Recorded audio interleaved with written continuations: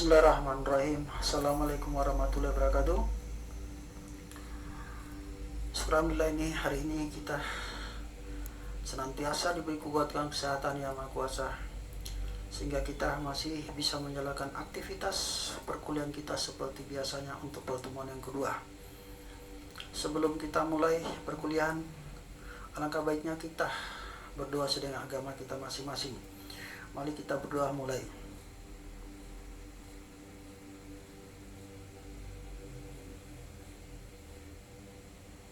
Selesai.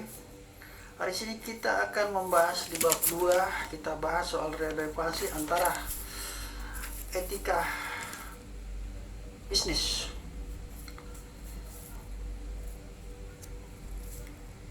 Pertama, saya memberi pengertian dulu. Pengertian soal etika bisnis.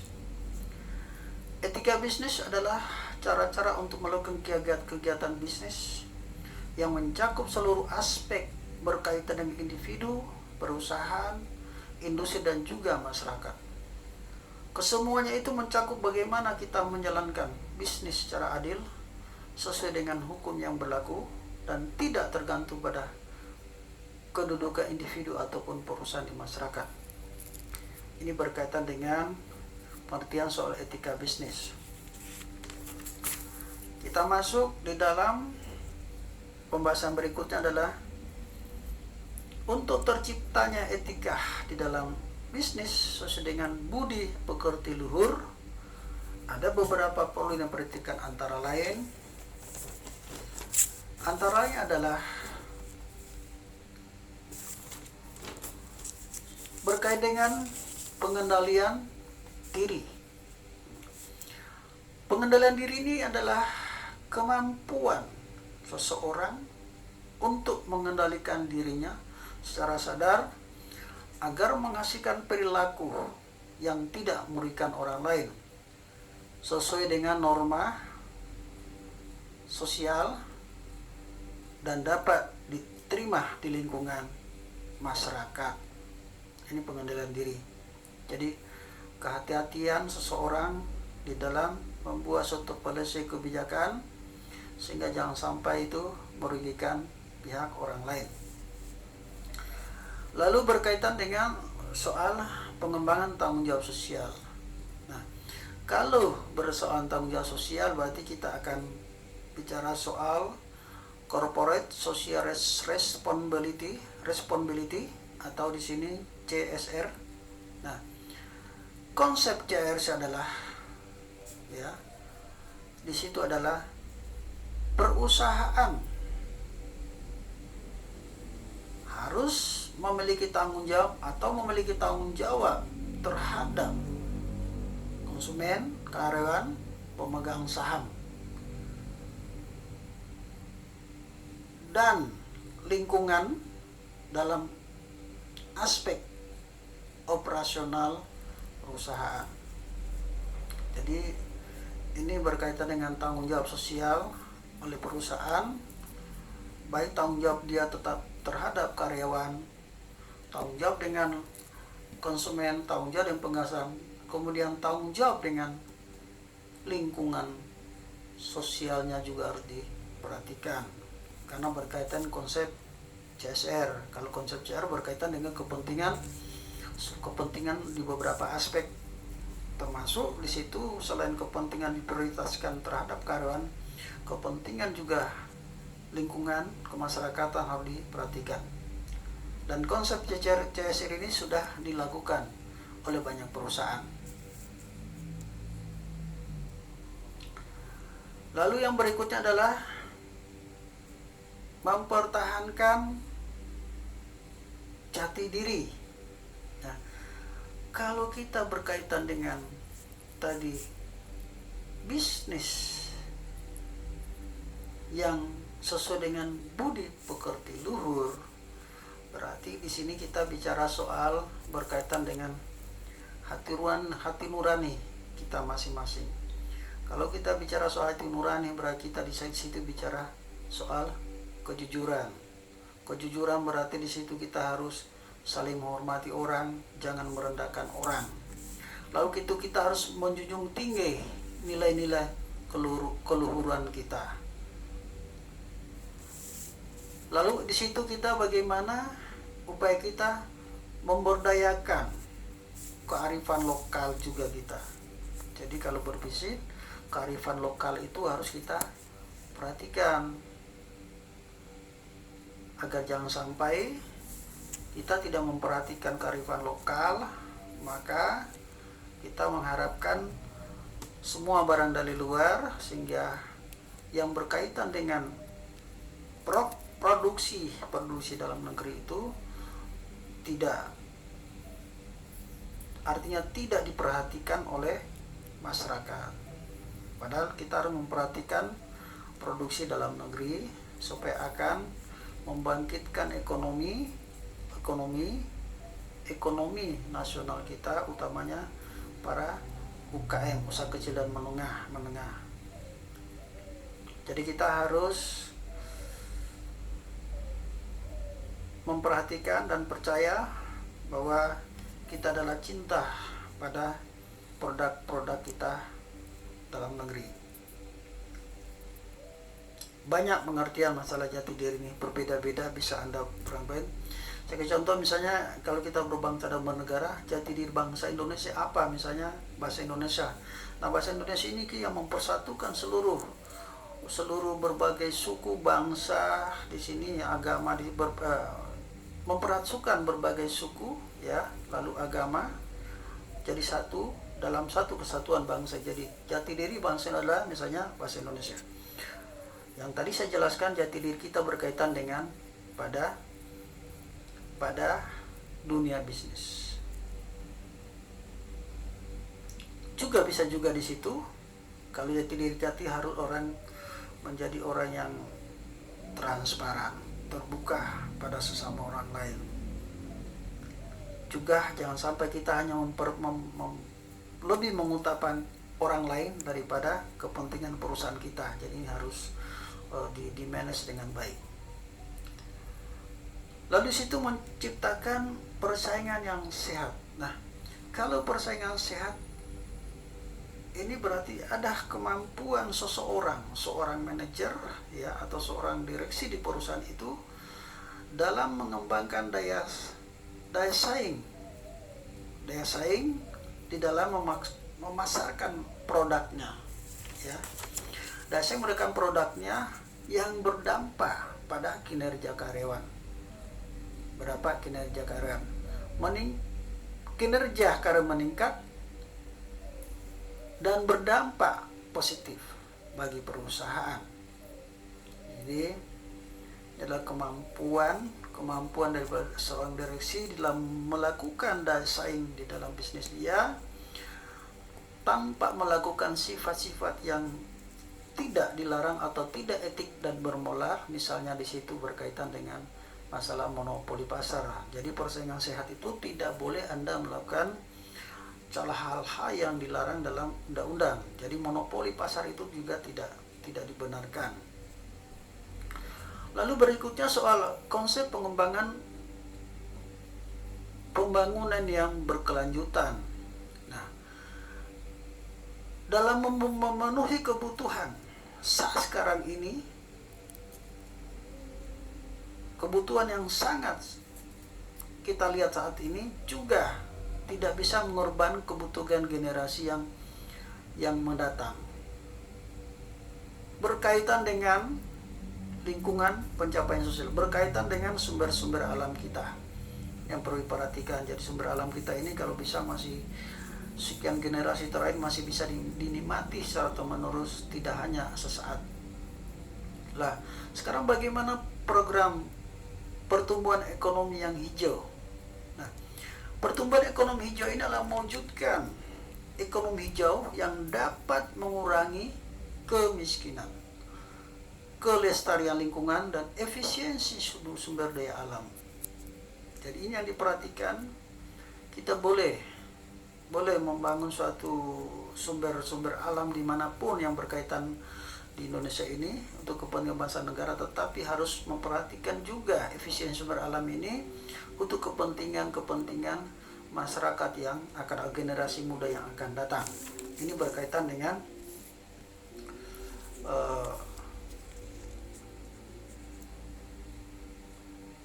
untuk tercipta etika dalam bisnis yang sesuai dengan budi pekerti yang luhur.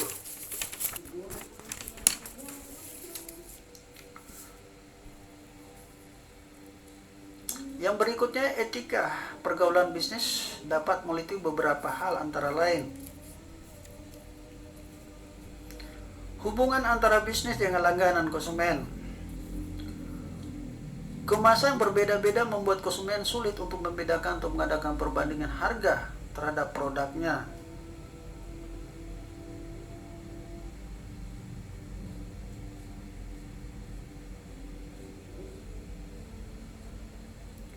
Saya ulangi. Hubungan antara bisnis dengan langganannya merupakan hubungan yang paling banyak dilakukan. Adapun pergaulannya dengan langganan ini dapat disebut di sini misalnya A. Kemasan berbeda-beda membuat konsumen sulit untuk membedakan atau mengadakan perbandingan harga terhadap produknya. Jadi memang suatu bungkusan kemasan produk itu memang harus berbeda-beda, tetapi kita punya kemampuan untuk menjelaskan pada masyarakat, pada mitra kerja, pada konsumen tentang isi yang di dalam kandungan kemasan tersebut. Yang B, bungkusan kemasan membuat konsumen tidak dapat mengetahui dalamnya, sehingga produsen perlu memberikan penjelasan tentang isi serta kondisi terdapat dalam produk. Jadi harus mungkin di luar itu tertulis kandungan-kandungan berkaitan dengan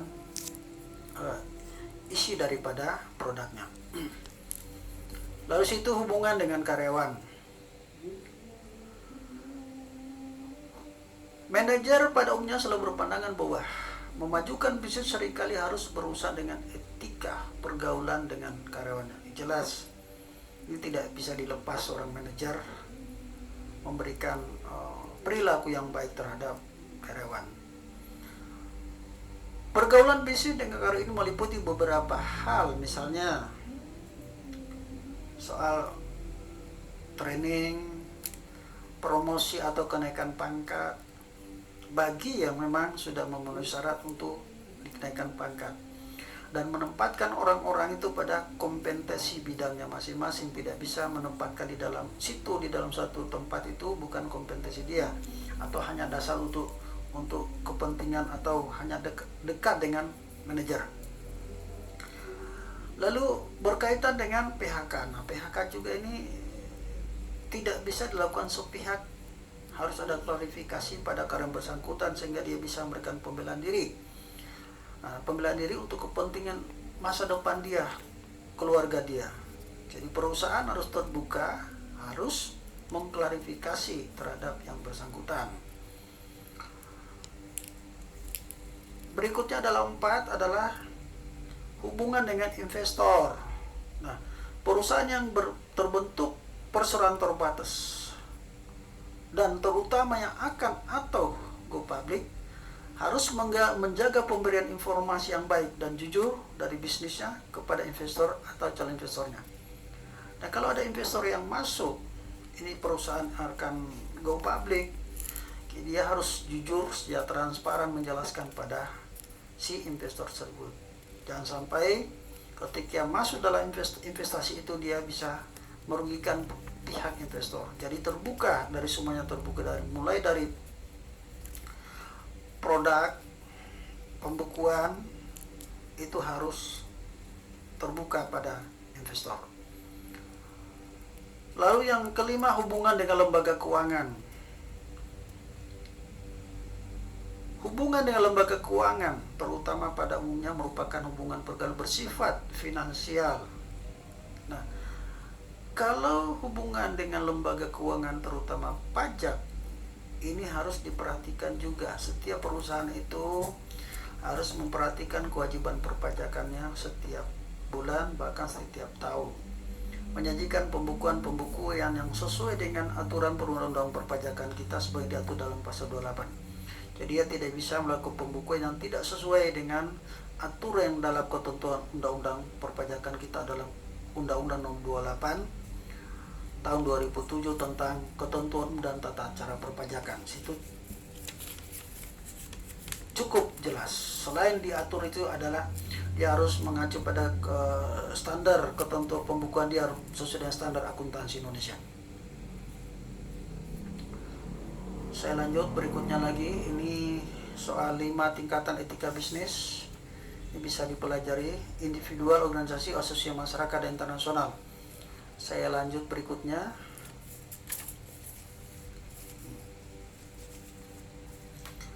Sekarang kendala-kendala dalam mewujudkan kinerja bisnis etis. Ini pendapat daripada Kerap 1993 halaman 83.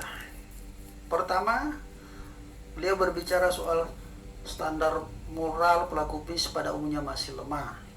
Nah, banyak di antara pelaku bisnis yang lebih suka menempuh jalan pintas, bahkan menghalalkan segala cara untuk memperoleh keuntungan dengan mengabaikan etika bisnis, seperti pemalsuan campuran, timbangan, ukuran, menjual barang yang kadaluarsa, dan manipulasi laporan keuangan. Jadi di dunia bisnis ini bisa terjadi, tergantung daripada niat, tergantung daripada hati nurani pelaku bisnis yang bersangkutan. Nah, kalau dia berfokus pada hati nurani, mudah-mudahan insya Allah hal-hal berkaitan yang tidak etis itu pasti jauh atau dijauhkan. Karena kalau tidak dijauhkan, maka itu akan berpengaruh dalam dunia usaha dia.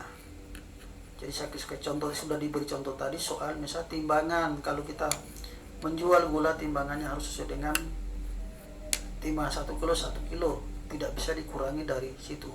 Kalau kita menjual misalnya jualan terigu juga harus sesuai dengan tim 1 kilo, tidak bisa dikurangi. Dan juga jangan sampai menjual namanya barang-barang kadaluarsa yang mengakibatkan dampak kesehatan pada orang lain manakala mereka itu mau konsumsi. Itu berbahaya sekali. Kalau bisa harus tanpa diminta oleh siapapun atau oleh instansi yang berwenang, itu harus dimusnahkan kalau itu sudah barang kadaluarsa. Lalu bagaimana kalau pelang keuangan? Nah, ini kalau bisa perusahaan jangan sampai melakukan hal-hal yang tidak baik di dalam laporan keuangan. Laporan keuangan itu disajikan sesuai apa adanya, sesuai dengan standar akuntansi kita, akuntansi Indonesia, sesuai dengan undang-undang perpajakan kita. Jangan sampai di situ disalahgunakan. Kalau bahasa yang ininya memanipulasi laporan keuangan juga ini tidak diperkenankan di dalam dunia bisnis kita. Apalagi berkaitan dengan bisnis, berkaitan dengan masalah perpajakan yang kita pertanggungjawabkan setiap 31 Desember kita pertanggungjawabkan laporan keuangan ke Direktorat Jenderal Pajak. Yang kedua, banyak perusahaan mengalami konflik kepentingan. Konflik kepentingan muncul karena adanya ketidaksesuaian antara nilai pribadi yang dianutnya atau antara peraturan yang berlaku dengan tujuan yang hendak dicapainya, atau konflik antara nilai pribadi yang dianutnya dengan praktek bisnis yang dilakukan oleh sebagian besar perusahaan lainnya, atau antara kepentingan perusahaan dan kepentingan masyarakat. Orang-orang yang kurang teguh standar moralnya bisa jadi gagal karena mengejar tujuan dengan mengabaikan peraturan. Jadi mereka mengejar keuntungan sebesar-besarnya, tujuan sebesar-besarnya, tapi mengabaikan aspek etika dan moral juga tidak bagus. Jadi kita harus terikat etika dan moral ini, jangan sampai kita sebagai pelaku bisnis kita tinggalkan. Karena di situasi di dunia global sekarang ini persaingan yang sangat ketat sekali dalam dunia bisnis silang. Nah, persaingan sangat ketat ini salah satu yang harus diperhatikan adalah kita tonjolkan yang namanya etika dan moral. Nah, kalau kita menonjol etika dan moral, pasti dunia usaha atau pihak konsumen akan tertarik dengan produk-produk yang kita jual atau produk-produk yang kita produksi, karena kita sudah menjunjung etika dan bisnis. Nah, salah satu persaingan ada di situ. Tapi kalau ada perusahaan yang mengambil keuntungan sebesar-besar tak mengindahkan tadi etika dan moral itu, maka pasti ditinggalkan oleh konsumen. Saya yakin bahwa dunia usaha sekarang ini mereka akan berlomba-lomba bagaimana memperlihatkan mereka sebagai pelaku bisnis ini benar-benar menjamin kepentingan masyarakat, menjamin produknya untuk kesehatan masyarakat, dan menjamin produk mereka berkualitas, bukan produk yang berkualitas. Jangan sampai kita menjual produk kita iklankan produknya berkualitas, tetapi kenyataan di lapangan produk itu tidak berkualitas.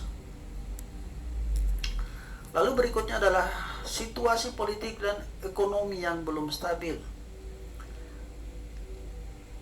Hal ini diperkeluh oleh banyaknya sandiwara politik yang dimainkan oleh para elit politik, yang di situ sisi membingungkan masyarakat luas dan sisi lainnya memberi kesempatan bagi pihak yang mencari dukungan elit politik guna keberhasilan usaha bisnisnya.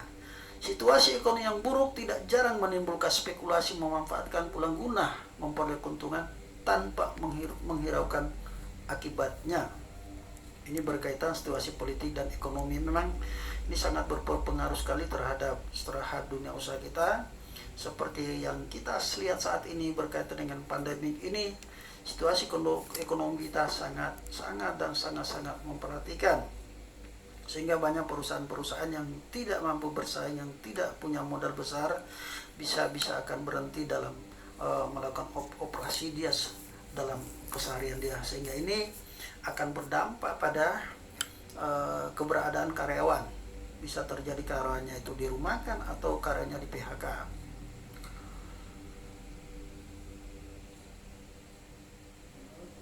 4. Lemahnya penegak hukum. Lemahnya penegakan hukum. Banyak orang sudah divonis bersalah di pengadilan, bisa bebas berkeliaran dan tetap memangku jabatan di pemerintahan.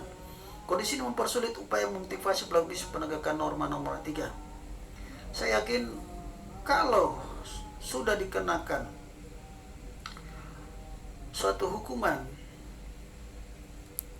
pas yang bersangkutan itu, ya kalau di sini masih dianggap memangku jabatan, saya yakin tidak akan diberi peluang untuk memangku jabatannya di instansi yang bersangkutan, karena di situ sudah ada pelanggaran etika di situ.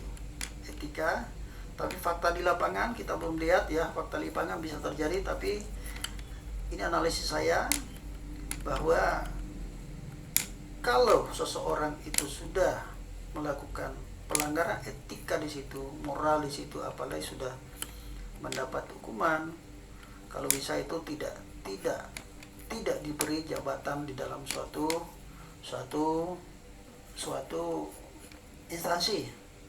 Kenapa? Supaya ini memberikan contoh pada generasi muda, generasi yang akan datang, jangan sampai terulang hal yang sama.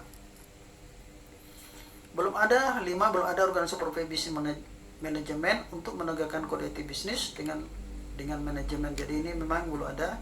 Semoga ini bisa dibentuk, tapi sifatnya independen sehingga bisa memberikan penilaian apakah ini bisa melanggar etika perusahaan atau tidak. Nah, kalau ada penilaian itu, kalau dia melanggar etika berarti harus diproses.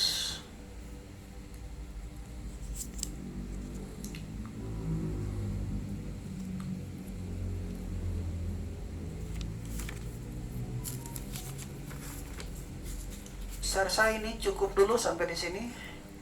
Nanti Anda pelajari berikutnya, karena keterbatasan durasi ini sudah 24-21 menit, supaya saya mau mudah akan masukkan di video nanti.